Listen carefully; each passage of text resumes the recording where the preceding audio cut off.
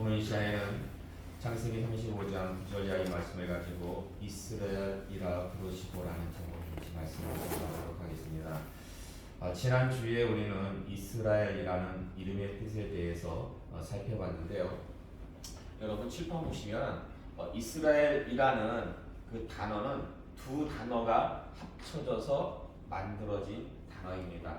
사라와 엘이라는 단어가 합쳐져서 만들어진 단어가 이스라엘인데요. 사라라는 뜻이 무엇이라고 말씀을 드렸습니까? 사라. 한글하고 좀 비슷하죠. 싸우다라는 뜻입니다. 싸우다. 엘은 누굴 가리켜요? 하나님이 하나님. 그렇죠. 하나님께서 싸워주신다라는 거예요. 하나님께서 싸우신다라는 거예요. 네. 그게 바로 이스라엘, 우리에게 주어진 이름이다라는 것입니다. 그러니까 우리랑 상대해가지고 우리가 정말 세상과 상대해가지고 대적해가지고 우리는 질래야 질 수가 없습니다. 왜냐하면 우리를 대신해서 누가 싸우시기 때문에? 하나님이 싸우시기 때문에. 그래서 이스라엘이라는 그 이름은요 크게 두 가지 의미가 있습니다. 내적으로는 하나님께서 문제가 생길 때마다 우리를 어느 자리로 인도하신다? 기도의 자리로 인도하신다라는 거예요. 하나님께서 먼저 찾아오셔가지고 우리 마음 가운데 기도할 마음을 막 부어주세요. 그런 환경을 주셔요. 그래서 우리가 기도하게끔 만들어 주신다라는 거예요. 그러면 우리가 막 그렇게 기도할 때에 정말 우리가 생각할 때에는 내일 가지고는 전혀 불가능한 문제지만은 그 일을 누가 해결해 주신다?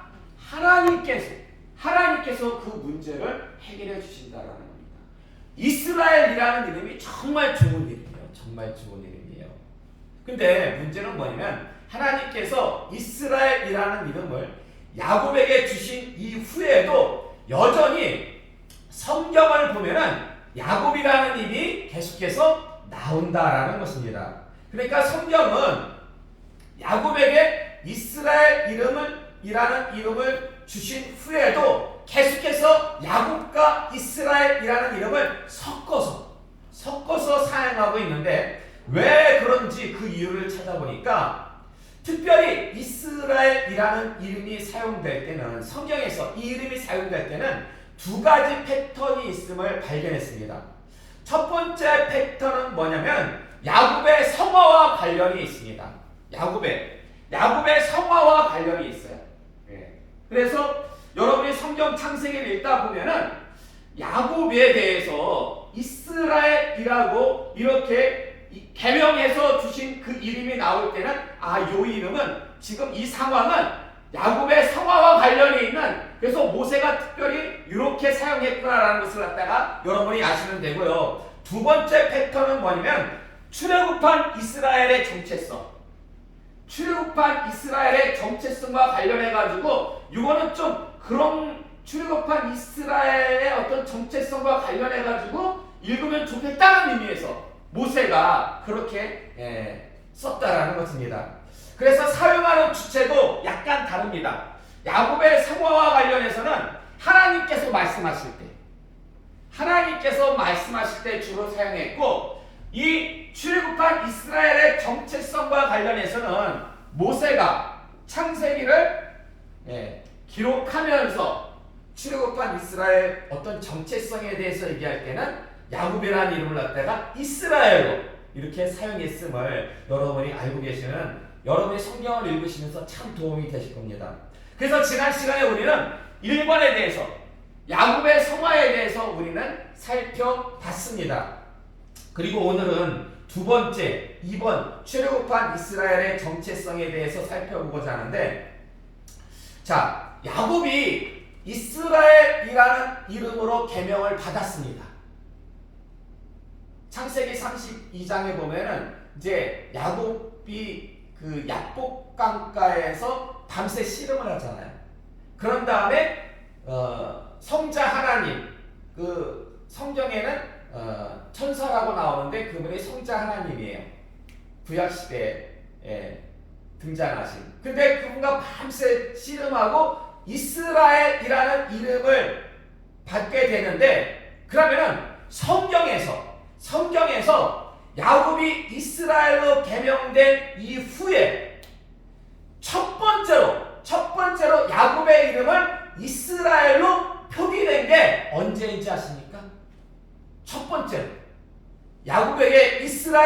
이름을 주었잖아요. 그러면은 이제 그 이스라엘 이름을 갖다가 써야 되잖아요. 그럼 성경에서 첫 번째로 이스라엘이라고 그 이름을 갖다가 표기한 게 언제인지 아십니까?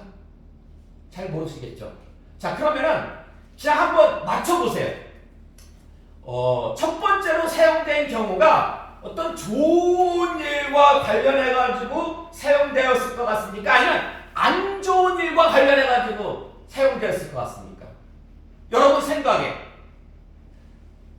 이스라엘이라는 이름이, 야곱에게 주신 이스라엘이라는 이름이 좋은 일과 관련해서 처음으로 쓰였을 것 같아요? 아니면 안 좋은 일과 관련해서 처음으로 쓰였을 것 같아요? 좋은 일. 그러니까 우리가 생각할 때는 좋은 일로 쓰였을 것 같죠? 근데 그게 아니에요. 창세기 34장 7절의 말씀 볼까요? 창세기 34장 7절의 말씀 주보 참고하서 함께 공독하겠습니다. 시작. 야곱의 아들들은 들에서 이를 듣고 돌아와서 그들 모두가 근심하고 심히 노하였으니 이는 세겜이 야곱의 딸을 강간하여 이스라엘에게 부끄러운 일 곧 행하지 못할 일을 행하였음이더라. 아멘. 하반절 말씀 보니까 세겜이 야곱의 딸을 강간하여 이스라엘에게 그냥 야곱에게 부끄러운 일, 곧 행하지 못할 일을 행하였음이더라. 이렇게 쓸 수도 있는데 처음으로 개명 후에 처음으로 이스라엘이라는 이름이 쓰여진 거는 어느 경우에냐면 그 딸이 술폭행 당했을 때. 그러면은 왜 모세는 굳이 이렇게 안 좋은 사건에 그 이스라엘이라는 이름이 얼마나 좋은 이름입니까? 근데 왜 굳이 이런 안 좋은 사건에 이스라엘이라는 이름을 갖다가 사용한 이유가 무엇일까? 이에 대해서 주석은 이렇게 설명하고 있습니다. 비나 사건에 이스라엘이라는 이름이 사용된 것은 모세가 이 사건을 야곱의 가정사가 아니라 모세의 시점으로는 지금 어떻게 보고 있냐면 이걸 민족적인 차원에서 다루고 있기 때문에 이스라엘이라는 이름을 사용했다는 거예요.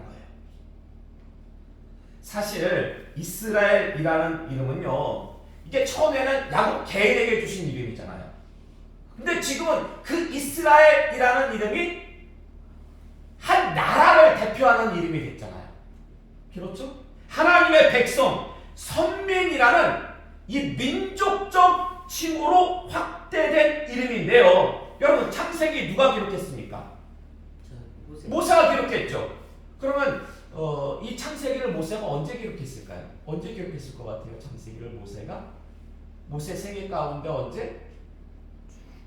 출애굽해가지고 광야에서 40년 동안 생활하면서 그때 기록한 거예요, 모세가.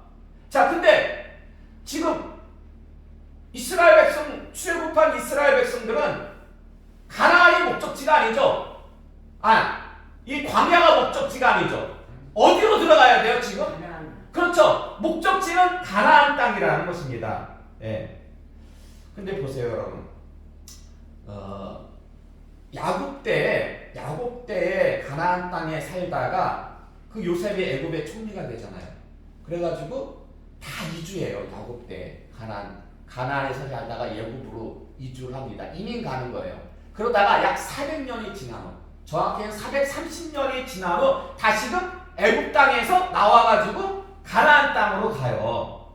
자, 그러면 출애굽한 이스라엘 백성들이 다시금 한 430년 동안 그 땅에 안 살다가 다시 들어가면 그 땅에 다른 사람들 살겠습니까? 안 살겠습니까? 다른 사람들 살겠죠. 여러분 집도요. 만약에 여러분이 살던 집도 한 400년 이상 비워두면 누가 들어와서 살아요. 그럼 400년 지난 뒤에 가가지고 이거 내 집이니까 달라고 하면 그 사람이 주겠습니까?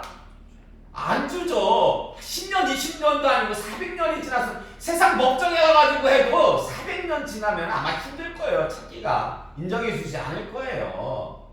나라 땅에서 제가 알기로는 나라 땅도 거기다가 내가 집 짓고 몇십 년 살면은 그 사람 땅이라고, 그 사람 집이라고 인정해주는, 저는 그렇게 알고 있거든요. 근데 400년이 넘게 지났는데 이미 그 땅에는 다른 원주민들이 그 땅에 살고 있었다라는 것입니다.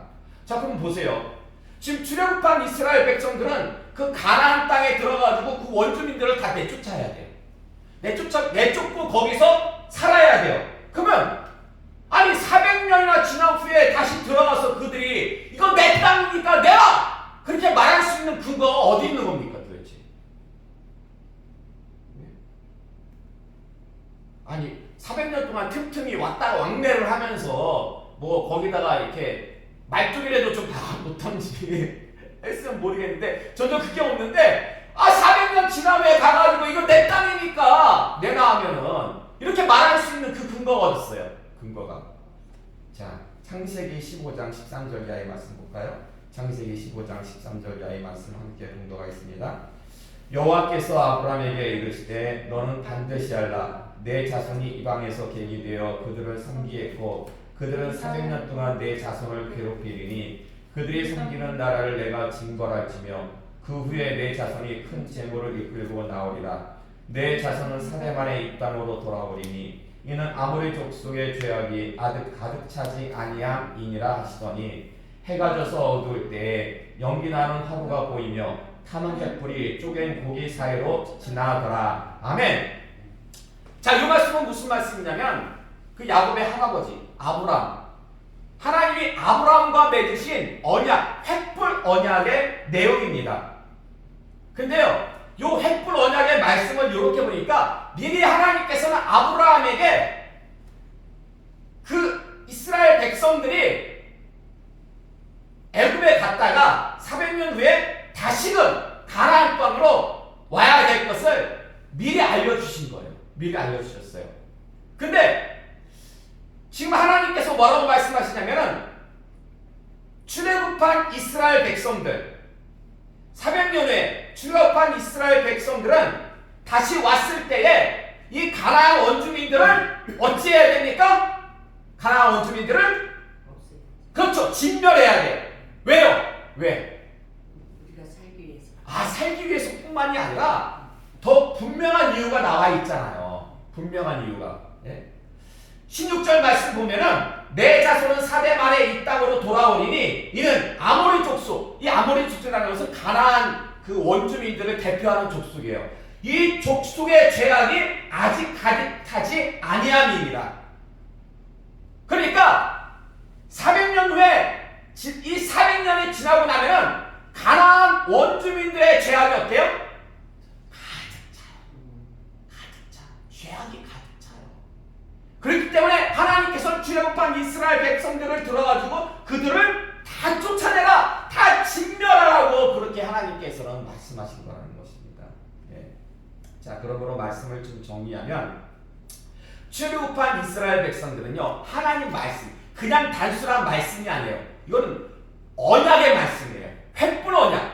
예? 언약의 말씀에 근거해서 반드시 가나안을 진멸해야겠다는 것입니다. 그럼 자 보세요. 모세가 이런 의도를 가지고 지금 모세는 아브라함보다 한 500년 뒤의 인물이거든요. 근데 지금 하나님의 언약을 가지고 이런 하나님의 뜻을 가지고 창세기를 기록했다면은 그 당시에는 모세 당시에는 가나안 원주민들의 죄악이 관영했어요. 가득 찼어요. 그러면은 지금 디나 사건은 가나안 원주민이 지금 야곱 딸에게 저지른 죄악이에요. 이 죄악을 갖다가 심각하게 표현할까요? 아니면은 그럴 수도 있지.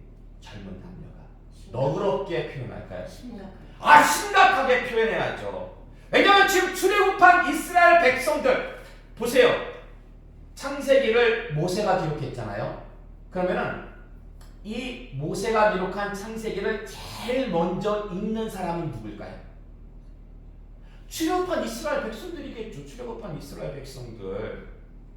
그들에게 주어진 미션, 임무가 뭐냐면 가나안 땅에 들어가지고 그 원주민들을 갖다가 싹 다 몰아내야 된다는 거예요. 왜냐면 죄악이 간영했기 때문에. 근데 그들의 죄악은 이미 500년 전에 야곱의 때 벌써 이게 우리 조상 야곱의 딸을 갖다가 죄악된 그 족속이야. 그러니까 너희들은 지금은 더해. 지금은 더하니까 죄악이 간영했으니까 너희는 가자마자 바뀔 거 없어. 가나안 원주민들을 갖다가 다 쓸어버려. 그래서 모세가 이스라엘이라는 이름을 갖다가 제일 먼저 어디에다 사용했어요? 바로 이 디나 사건에. 출애굽한 이스라엘의 정체성. 너희는 가자마자 출애굽한 이스라엘 백성들에게 가나안 땅에 들어가자마자 가나안 족속을 다 진멸해야 된다. 그 당위성에 대해서, 그 당위성을 갖다가 강조하기 위해 가지고 이스라엘이라는 이름을 갖다가 사용했다는 것입니다. 그리고 여러분 보세요. 지난 시간에도 우리가 살펴봤지만 그 디나 사건이 정말 있으면 안 되는 일이죠. 그 디나 사건이 일어난 원인이 어디에 있습니까? 그 원인이 어디에 있었어요? 원인이 그 베델에 가서 사라가 됐는데 거기서 그냥 정착해버려서 그렇죠. 그런 것 같아요.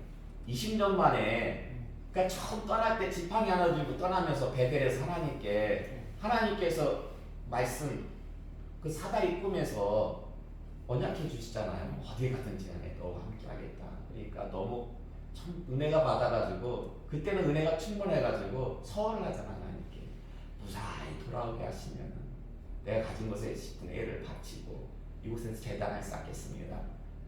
그래서 하나님의 은혜로 그 외삼촌 나방과의 문제도 잘 해결되고 형 에서와의 문제도 잘 해결돼가지고 가나안 땅에 정착을 딱 했습니다. 처음 정착한 곳이 숲곳이에요. 근데 정말 20년 동안 야곱이 힘들게 살았거든요. 육신적으로나 심적으로나 가나안 땅에 오기까지. 그래서 거기서 오래 머물어요. 그래도 하나님께서는 다 그냥 참고 기다리셔요. 얼마나 힘들고 어려웠을까. 좀 휴양차 그래 너도 좀 쉬어라. 그래서 완전히 거기서 건강을 되찾고 나서 이제는 베델로 갈 줄 알았는데 어디로 가냐? 세겜으로 간 거예요. 세겜으로.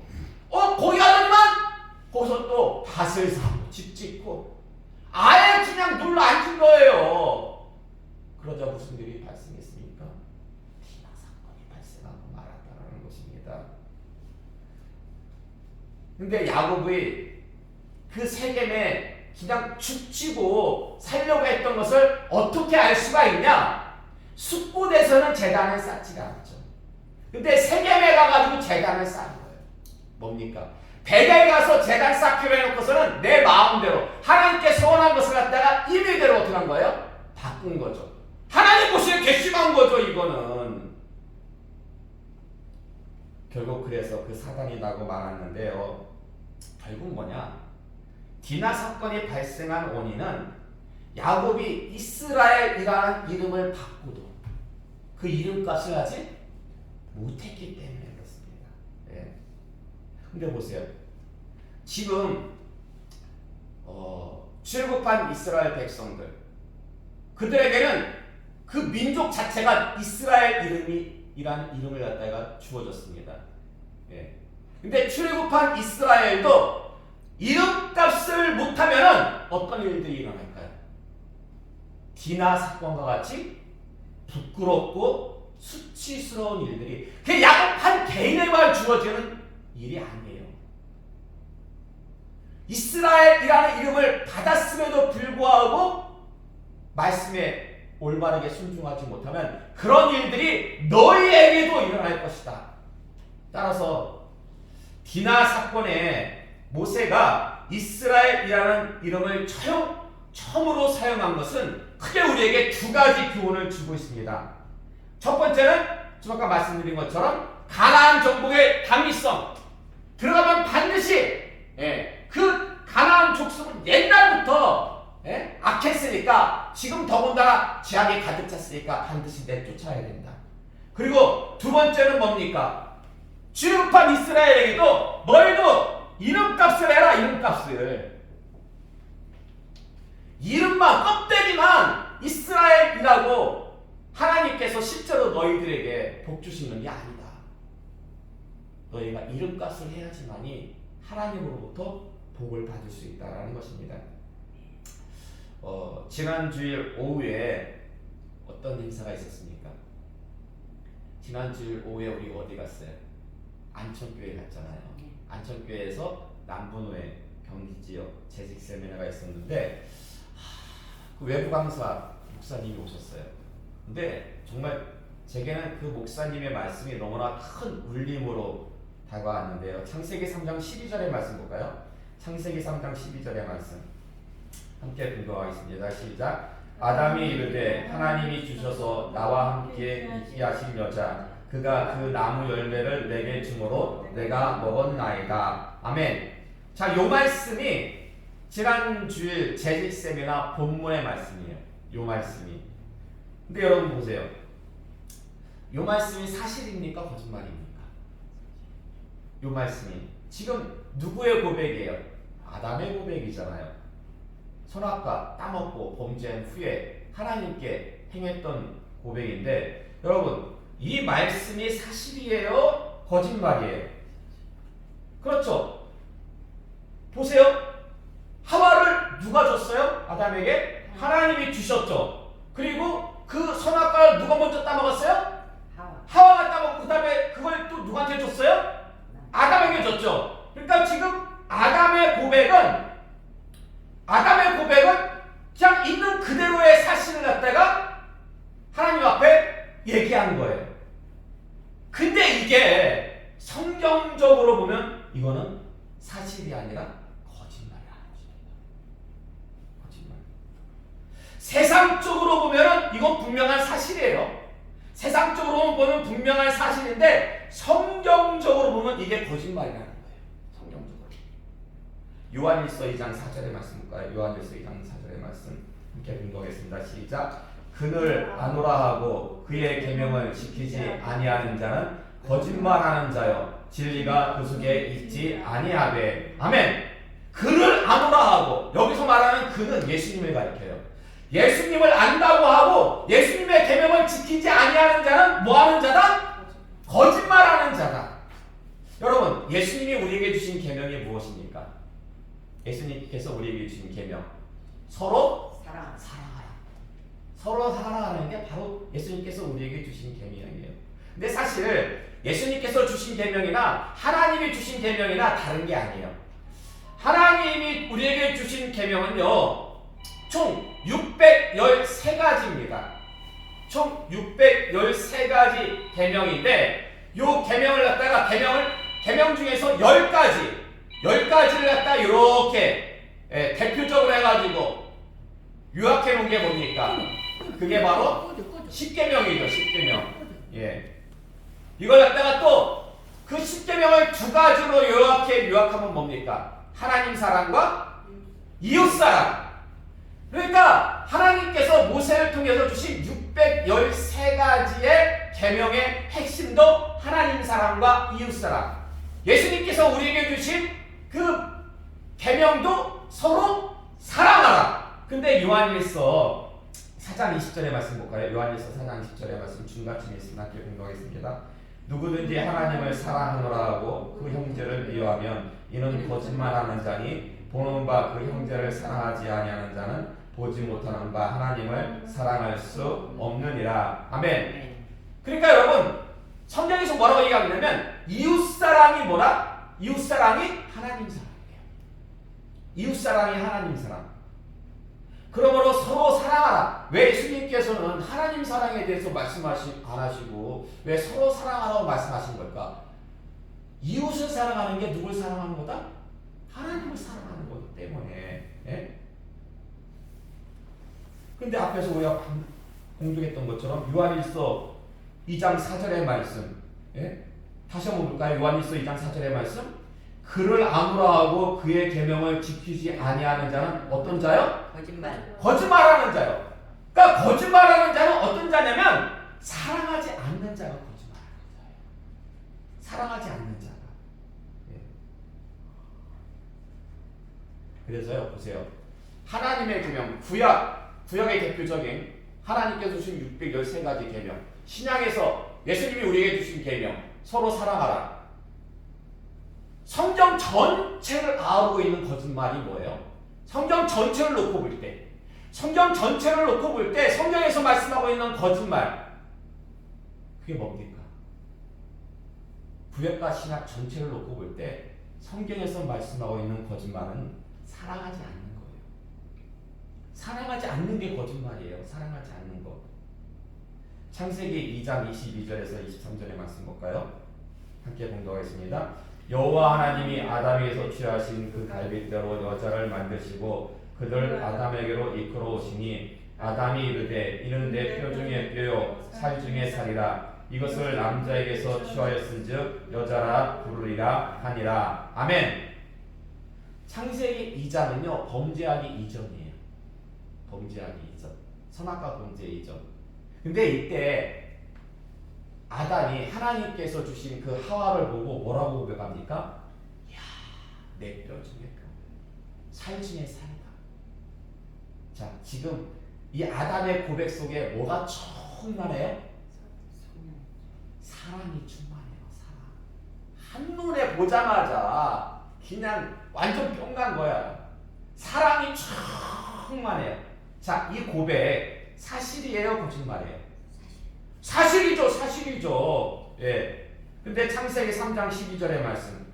예? 자, 위로 올라가가지고 창세기 3장 12절의 말씀 다시 한번 봉독할까요? 시작. 아담이 이르되 하나님이 주셔서 나와 함께 있게 하신 여자 그가 그 나무 열매를 내가 줌으로 내가 먹었나이다. 아멘. 자, 요 창세기 3장은 범죄 후의 모습인데 지금 어때요? 사랑이 충만합니까? 사랑이 없습니까? 없습니다. 사랑이 없죠. 사랑이 없죠. 그래서 이 고백은 사실이에요, 거짓말이에요? 거짓말. 거짓말이에요. 이 고백은 거짓말이에요. 아니, 세상적으로는 맞는 말이에요. 세상적으로는 맞는 말이지만은 이 고백 안에는 뭐가 없다? 사랑이 없다. 사랑이 없다. 그렇기 때문에 이 고백은 거짓말이라는 것입니다. 그러므로 여러분 명심하시기 바랍니다. 사랑이 없는 사실은 거짓말이에요. 왜 부부싸움합니까? 네?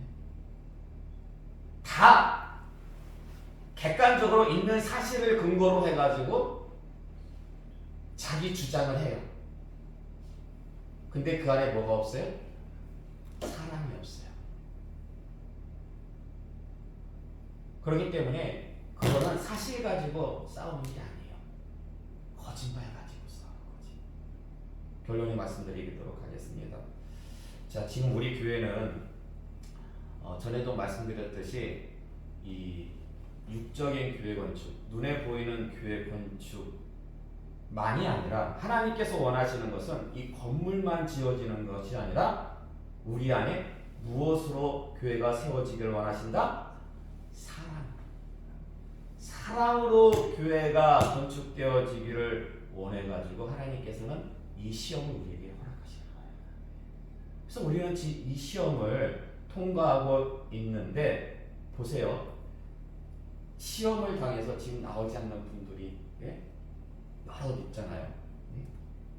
간접적으로나 직접적으로 그분들의 얘기를 들어보면은 세상적으로 볼 때 그들이 지금 교회에 나오지 않는 이유 사실입니까? 거짓말입니까? 거짓말. 아니 세상적으로 볼 때 세상적으로는 그렇죠. 세상적으로 볼 때 그들이 없는 얘기를 꿈사는 건 아니에요. 누구 때문에 안 나오고 이것 때문에 안 나오고 저것 때문에 있는 사실 그대로예요. 세상적으로 볼 땐 사실이에요. 그 사실 가지고 그들이 안 나와요. 그러나 성경적으로 보면 그거는 거짓말이에요.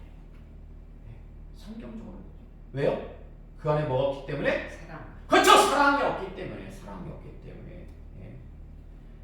여러분과 저는 영적으로 이스라엘입니다. 하나님의 백성, 성도라는 거룩한 이름을 받았습니다. 그래서 우리도 뭘 해야 돼요? 이름값을 해야 돼요. 이름값을 하려면 우리 안에 그 기준이 뭐가 되어야 되겠습니까? 사랑이죠. 사랑으로 행하지 않으면요 우리가 이스라엘이라는 이름값을 하지도 못하고 성도라는 이름값을 하지도 못합니다. 여러분 명심하시기 바랍니다. 우리가 사랑으로 행하지 않잖아요. 이름값을 하지 못하면은 우리에게 어떤 일이 벌어집니까? 우리에게 어떤 일이? 야곱이 이름값을 하지 못했을 때 어떤 일이 벌어졌어요? 예? 비나 사건이 벌어졌잖아요.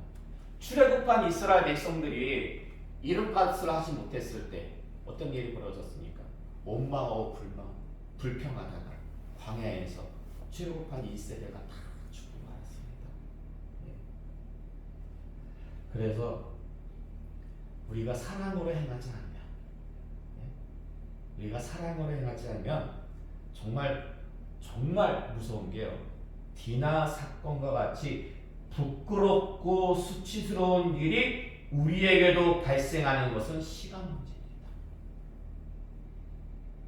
아니 누가 신앙생활하면서 이런 일들을 소망하면서 신앙생활하는 사람이 어디 있겠어요? 누가 신앙생활하면서 출애굽한 이스라엘 백성들이 광야에서 하나님을 원망하다가 불평하다가 그들이 광야에서 다 죽고 말았잖아요. 누가 그걸 소망하는 사람이 어디 있겠어요? 그렇게 안 좋은 일들이 결국 뭡니까? 사랑이 그들 가운데 없었잖아요. 하나님을 향한 사랑, 이웃을 향한 사랑, 사랑이 없을 때 그런 부끄럽고 수치스러운 일들이 그들 안에 생기고 말았다는 것입니다. 뭐 이렇게 지난주에도 우리 권사님이 하셨지만 뭐 이렇게 보니까 또 힘들어하시는 분이 있는 것도 같아요. 나가신 분들 중에서. 예. 우리가 어떻게 해야 되겠습니까? 우리가 어떻게 해야 되겠어요? 예. 기도해야죠. 그분들 위해서 기도해야죠. 혹여나 뭐 좀 일찍 알았으면 병원에 계신 걸 일찍 알았으면 신방을 좀 갔을 텐데 뭐라도 좀 사갖고 가가지고. 예. 예. 근데 이제 뭐 어쨌든 우리가 또 그렇게 우리의 사랑을 갖다가 직접 간접적으로 표현할 기회는 얼마든지 있으니까요. 예. 그래서 여러분 그분들은 이 말씀을 모르잖아요. 그분들은 그냥 자기들이 어떤 그 핑계가 그냥 사실로만 알고 있잖아요. 근데 우리는 알잖아요. 그게 거짓말이라는 것을. 그러니까 아는 사람이 어떻게 돼요? 모르는 사람을 그냥 안아줘야죠. 그리고 중요한 것은 기도해야죠. 그분들을 위해서 계속 기도 중에 있습니다. 계속. 네. 그래서 정말 이 시험을 통해서 하나님께서는 우리를 다듬어 가시는 것 같아요.